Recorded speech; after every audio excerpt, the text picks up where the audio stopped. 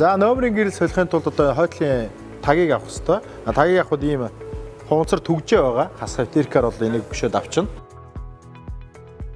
За ингээд түгжээнүүдээ суглаад авсны дараа бол хойтлын номерийн гэрэл маань бол ил гараад ирнэ. Тэгэнгүүт л залгуурын салгаад за номерийн гэрлийг сугалж авахдаа залгуурын суглаад авчна. Тэгээд гэрлийнхаа суурийг бол ингээд эргүүлээд авчнаа гэсэн үг. За шинэ гэрлээ одоо номерийн гэрлийнхаа суурьнд хийсэн байгаа. Одоо залгуурандаа залгаад шалгаад үзье эхлээд. За номерийн гэрэл асч чинь. За одоо энэ номерийн гэрлээ.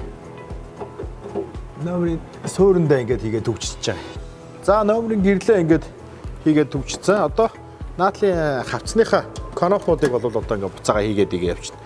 Нүсийг ингээд дараад түрүүн болохоор хас хавтиркаар гүшиж авсан байгаа.